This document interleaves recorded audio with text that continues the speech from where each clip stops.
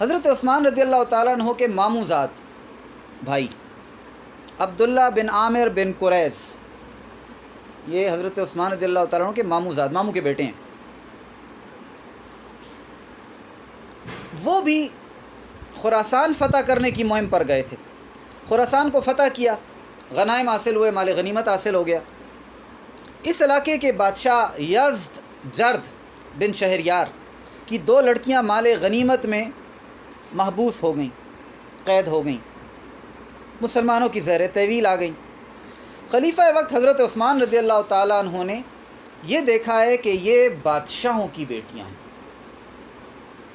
تو باقی خواتین جو تھیں ان کو تو تقسیم کیا کنیزوں میں، مجاہدین میں، لیکن یہ جو بادشاہ زادیاں تھیں ان کو حضرت حسن اور حضرت حسین رضی اللہ تعالیٰ عنہ کو پیش کیا۔ اور یہی واقعہ شیعہ مورخین میں علامہ مامقانی ہیں، ان کی اسماء الرجال کی ایک کتاب ہے تنقیح المقال، اس میں یہی واقعہ امام علی رضا کی زبانی انہوں نے نقل کیا، اور وہ میں آپ کو وہاں سے پڑھ کے سنا رہا ہوں کہ حضرت علی رضا رضی اللہ تعالیٰ عنہ نے مجھے خراسان کے علاقے میں، یہ سہل بن قاسم بوسنجانی یہ کہتے ہیں کہ مجھے حضرت علی رضا رضی اللہ تعالیٰ عنہ نے خراسان کے علاقے میں فرمایا کہ ہمارے اور تمہارے درمیان نسبی رشتہ ہے، نسب کا رشتہ ہے ہمارا اور تمہارا۔ اب وہ وہاں کے رہنے والے تھے، اصفہان کے، خراسان کے رہنے والے کو امام علی رضا کہتے ہیں ہمارا آپس میں نسبی رشتہ ہے۔ وہ حیران ہو گیا، ان کا نسب کدھر، میرا نسب کدھر؟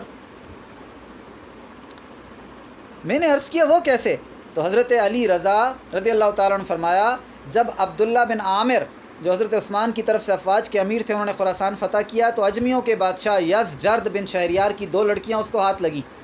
اس نے دونوں لڑکیوں کو حضرت عثمان رضی اللہ تعالیٰ عنہ کی خدمت میں روانہ کیا۔ پھر حضرت عثمان نے ایک لڑکی حضرت حسن بن علی کو بخش دی، دوسری حضرت حسین بن علی کو بخش دی۔ یہ دونوں لڑکیاں حضرت حسن اور حضرت حسین کے ہاں صاحب اولاد ہو کر فوت ہوئیں۔